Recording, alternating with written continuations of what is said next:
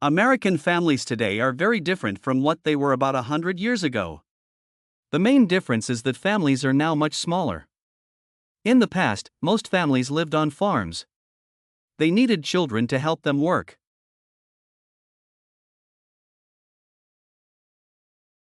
Today, most families live in cities.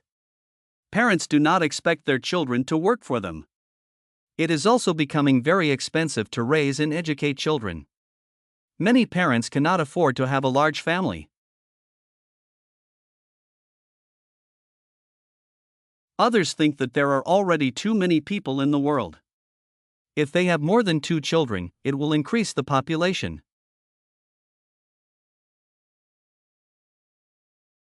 Also, the types of families are changing. Statistics show that there are more single parents than ever before. More and more unmarried couples are having children, and a growing number of couples are choosing to have no children at all. Traditional families, a married couple with children live in less than 25% of all U.S. homes.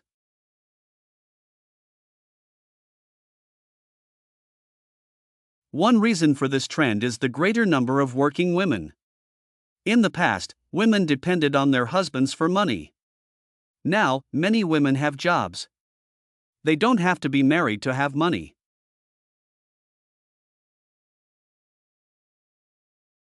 Another reason is divorce. This is when a husband and wife decide not to be married anymore. Almost half of all U.S. marriages end in divorce. Many people decide not to get married at all. They prefer to be single and live without a husband or a wife.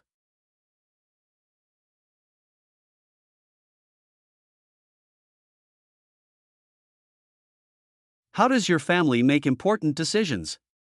Do children have any say in making these decisions, or do parents simply tell them what to do? There are several different methods for making family decisions.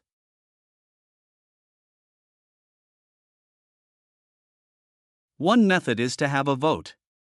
Each family member writes his or her own choice on a piece of paper. With this method, each person gets equal say in the issue being decided. What if the vote is a tie? You should think of an idea to break a tie before you vote.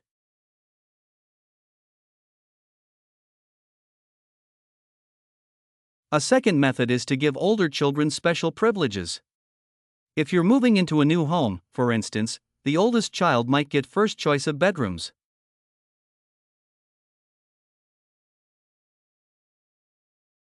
A third method is to take turns making the decisions. Suppose a family goes on vacation together each year. One year they might let their daughter decide where they should go. The next year, the choice goes to the son.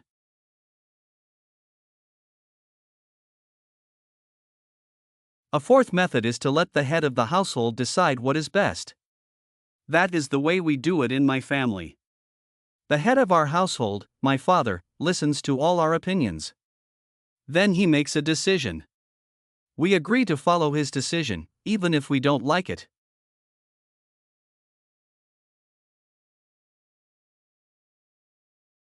Making family decisions is not always easy. The important thing is to choose a method that everyone agrees on. That could cause a problem, however. Which method should you use to decide which method to choose for making decisions?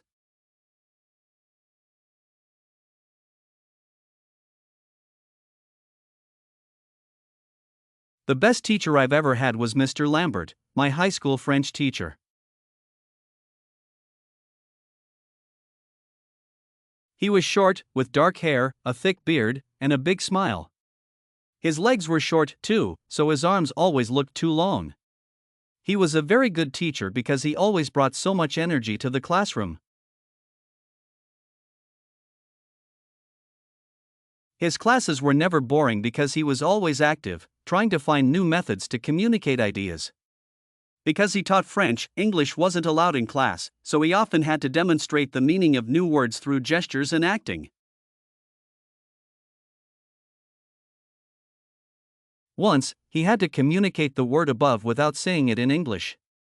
First, he pulled a desk near the blackboard, and then put a wastebasket between the desk and the blackboard.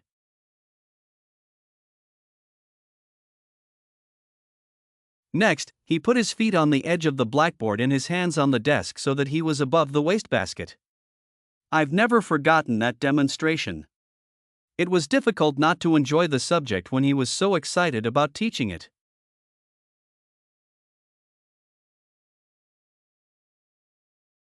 The most important reason that Mr. Lambert is the best teacher I've ever had is that he loved all his students, even when we made him angry by speaking English in class.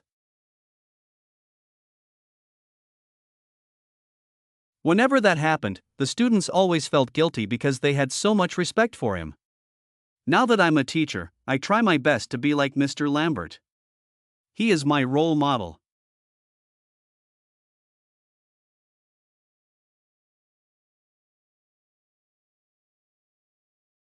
Hi. My name is Debra Garrell. I'm a 20-year-old communications major at New York University. I love being at university. I'm enjoying my courses and I meet many new people every day. It seems like a new adventure, and I love adventures.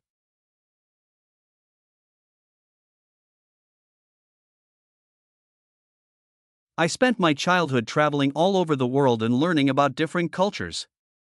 You see, my father works for the World Bank, so our family has always moved around a lot. I've lived in Mongolia, East Timor, Brazil, Nigeria, the Netherlands, and the United States.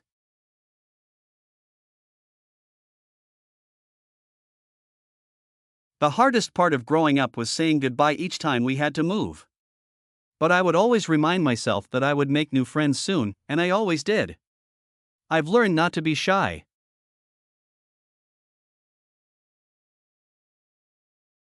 After leaving one place, I would always email or call my old friends. I would tell them about the new adventures I was having, and ask them about new things in their lives. That is probably the reason I chose to major in communications. I like to keep in touch.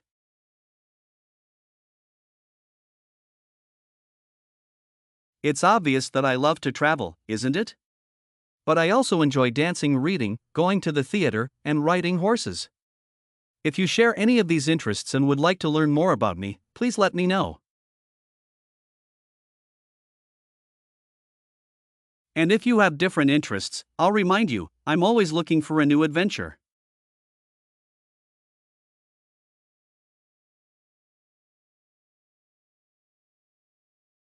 People need to consider important factors when choosing a career.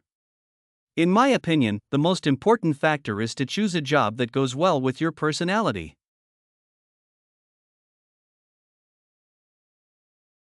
Are you an outgoing person who loves meeting new people and talking to them?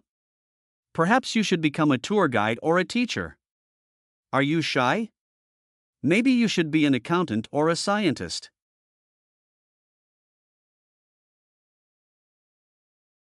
Remember, you will do your job almost every day. If you have to change your personality when you work, you probably won't be very happy. And neither will the people you work with. Nobody wants an unfriendly tour guide or an impatient teacher.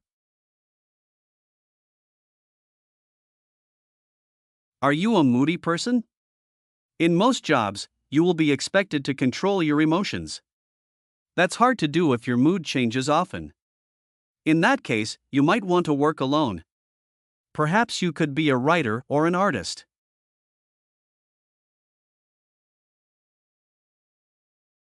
There are other factors to consider, such as salary and status. However, what good is a large salary or high status if you don't like your job? You should consider your personality, find out what you are very good at doing, and then find the right career to go with all this.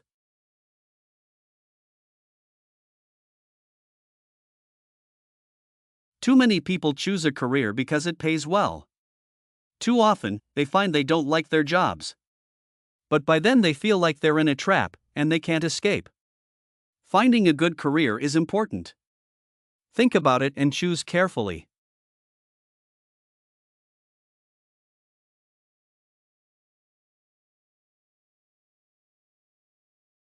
Did you know that words are not the only thing we use to communicate?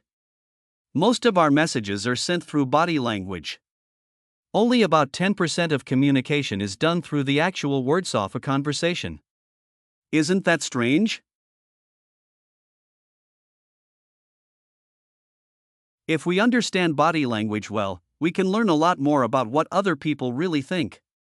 We can also use body language to send the right message to others.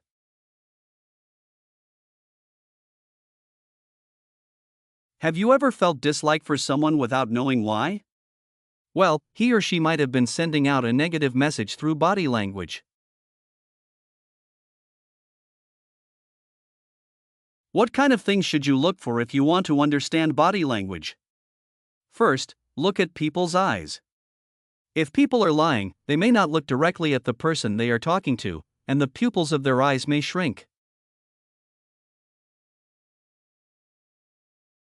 Next, look at people's arms. Arms crossed in front of the body might mean a person is unfriendly or afraid. He or she might be trying to say, "Stay away." If the arms are by the side or at the back of the body, the person might be saying, "Come closer. I won't hurt you." But keep in mind that there is no accurate way to interpret body language all the time.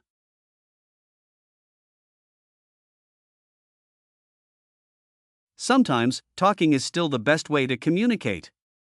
However, knowing about body language will improve the way you communicate and help you understand other people better.